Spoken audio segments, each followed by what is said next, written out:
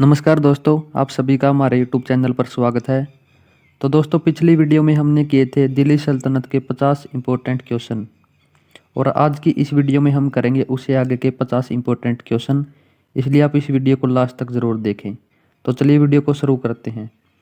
तो दोस्तों, हमारा 51वां प्रश्न आता है कि अलाउद्दीन खिलजी के आक्रमण के समय देवगिरी का शासक कौन था। तो ये था हमारा रामचंद्र देव, इसलिए राइट आंसर हो जाएगा ऑप्शन ए। उसके बाद हमारा अगला प्रश्न आता है कि अलाउद्दीन खिलजी ने मूल्य नियंत्रण नीति किसके लिए लागू की थी। तो ये की थी सैनिकों के लिए, इसलिए राइट आंसर हो जाएगा ऑप्शन ए। उसके बाद हमारा 53वां प्रश्न आता है कि निम्नलिखित में किसने अपनी राजधानी दिल्ली से देवगिरी स्थानांतरित की। तो ये की थी दोस्तों मोहम्मद बिन तुगलक ने, इसलिए हमारा राइट आंसर हो जाएगा ऑप्शन डी। उसके बाद हमारा अगला प्रश्न आता है कि रानी पद्मिनी का नाम अलाउद्दीन की चित्तौड़ विजय से जोड़ा जाता है, उनके पति का क्या नाम था। तो उनके पति का नाम था राणा रतन सिंह, इसलिए हमारा राइट आंसर हो जाएगा ऑप्शन डी। उसके बाद हमारा अगला प्रश्न आता है कि अलाउद्दीन खिलजी ने निम्नलिखित में से कौन सा कार्य किया। तो दोस्तों, इनके द्वारा मुख्य रूप से बाजार में सुधार किए गए थे, इसलिए राइट आंसर हो जाएगा ऑप्शन ए। उसके बाद दोस्तों हमारा 56वां प्रश्न आता है कि अलाउद्दीन खिलजी ने निम्नलिखित में से किस विभाग की स्थापना की। तो दोस्तों, इनके द्वारा की गई थी दीवान ए मुश्त खराज विभाग की स्थापना, इसलिए हमारा राइट आंसर हो जाएगा ऑप्शन ए। उसके बाद हमारा अगला प्रश्न आता है कि अलाउद्दीन खिलजी के समय क्या हुआ। तो इनके समय दोस्तों हाजी मौला का विद्रोह हुआ था, इसलिए हमारा राइट आंसर हो जाएगा ऑप्शन ए। उसके बाद हमारा 58वां प्रश्न आता है कि सूची 1 को सूची 2 से सुमेलित कीजिए और सूचियों के नीचे दिए गए कूट से सही उत्तर चुनिए।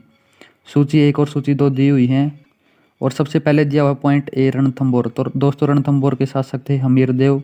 उसके बाद पॉइंट बी दिया हुआ चित्तौड़, तो चित्तौड़ के शासक थे दोस्तों राणा रतन सिंह। और उसके बाद दोस्तों पॉइंट सी दिया हुआ देवगिरी, तो देवगिरी के शासक थे राजा राय रामचंद्र। और उसके बाद दिया हुआ है गुजरात, तो गुजरात के शासक थे कर्णदेव, इसलिए हमारा राइट आंसर हो जाएगा ऑप्शन डी।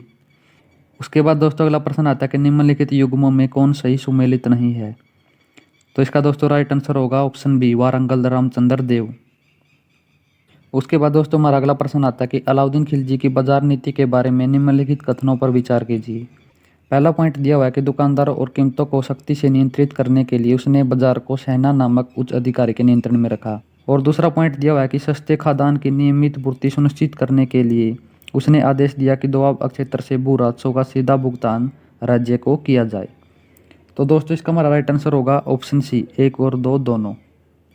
उसके बाद दोस्तों 61वां प्रश्न आता है कि दिए गए निम्नलिखित कथनों पर विचार कीजिए। पहला कथन दिया हुआ है कि अलाउद्दीन खिलजी ने मूल्य नियंत्रण पद्धति को पहली बार लागू किया। और सेकंड जो कथन दिया वो है सार्वजनिक वितरण प्रणाली की शुरुआत अलाउद्दीन खिलजी ने की।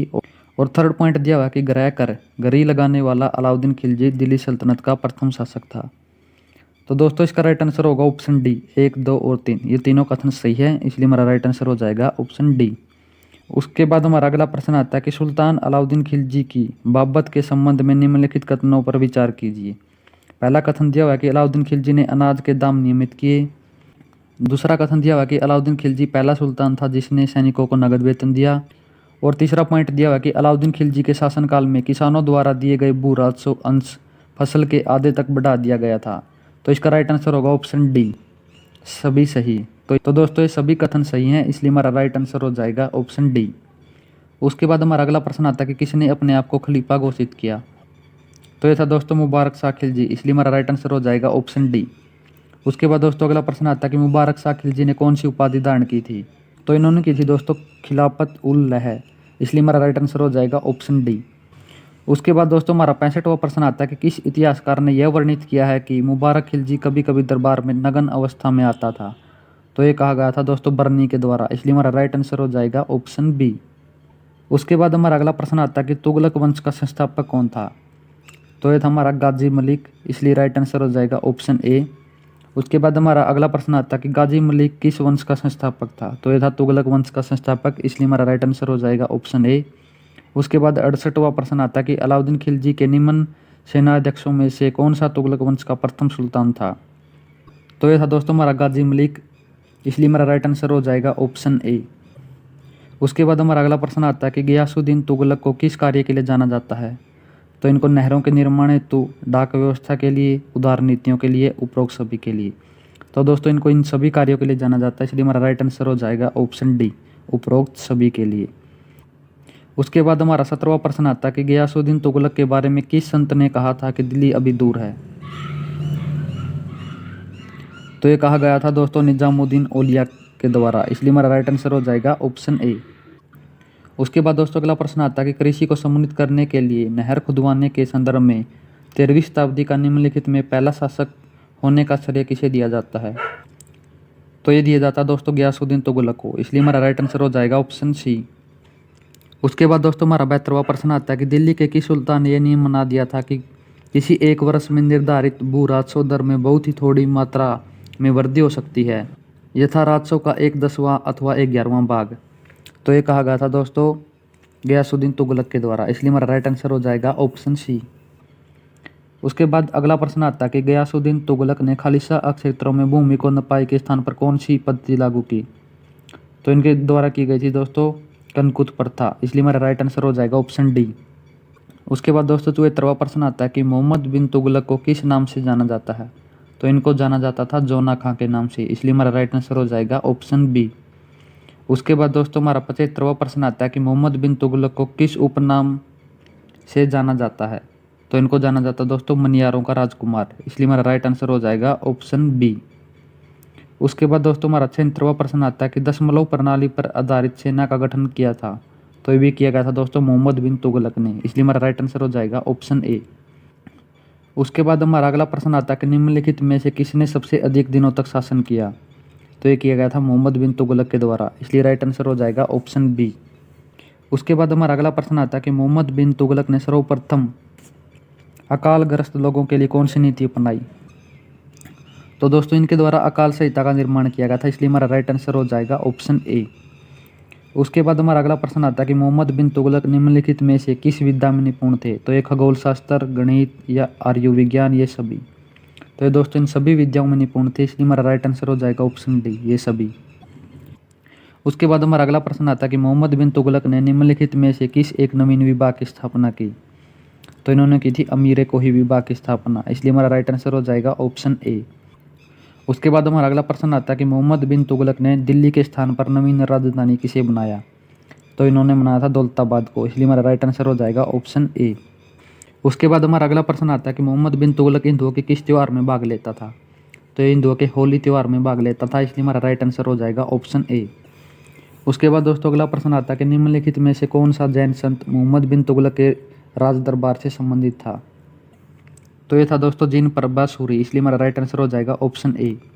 उसके बाद हमारा अगला प्रश्न आता है कि मध्यकालीन यात्री एवं लेखक इब्न बतूता किस देश का निवासी था। तो ये था दोस्तों मोरक्को का, इसलिए हमारा राइट आंसर हो जाएगा ऑप्शन बी। उसके बाद हमारा अगला प्रश्न आता है कि निम्नलिखित में कौन पहला सुल्तान था जिसने भारत में सांकेतिक मुद्रा का प्रचलन किया।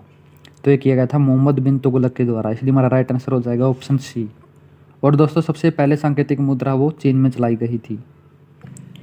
उसके बाद हमारा अगला प्रश्न आता है कि किसने सल्तनत काल में डाक व्यवस्था का विस्तृत विवरण दिया है। तो ये दिया गया है इब्न बतूता के द्वारा, इसलिए हमारा राइट आंसर हो जाएगा ऑप्शन बी। उसके बाद हमारा अगला प्रश्न आता है कि मोहम्मद बिन तुगलक ने कौन सा सामाजिक कार्य किया था।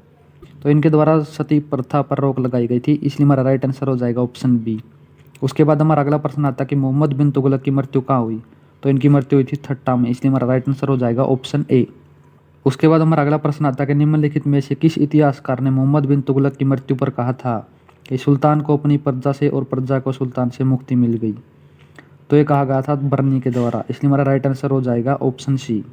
उसके बाद हमारा अगला प्रश्न आता है कि मूरिश यानी कि मोरक्को यात्री इब्न बतूता किसके समय में भारत आया। तो यह आया था मोहम्मद बिन तुगलक के समय, इसलिए हमारा राइट आंसर हो जाएगा ऑप्शन डी। उसके बाद हमारा अगला प्रश्न आता है कि कथन ए दिया हुआ है कि मोहम्मद बिन तुगलक ने कई विदेशियों, हिंदुओं तथा मंगोलों को सम्मान तथा उच्च पद प्रदान किए, और इसका कारण आर दिया हुआ है कि वह सामंत वर्ग को दुर्बल बनाना चाहता था। तो इसका राइट आंसर होगा ऑप्शन ए। कथन ए और कारण आर दोनों सही हैं और आर ए की सही व्याख्या करता है। उसके बाद हमारा अगला प्रश्न आता है कि कथन ए दिया हुआ है जिसमें दिया हुआ है कि मोहम्मद बिन तुगलक की प्रतीक मुद्रा योजना असफल सिद्ध हुई, और इसका कारण आर दिया हुआ है कि मोहम्मद बिन तुगलक का मुद्रा निर्गमन पर उचित नियंत्रण नहीं था। तो इसका राइट आंसर होगा ऑप्शन ए और आर दोनों सही हैं और आर ए की सही व्याख्या करता है। उसके बाद हमारा अगला प्रश्न आता है कि सर्वप्रथम लोक निर्माण विभाग की स्थापना किसने की।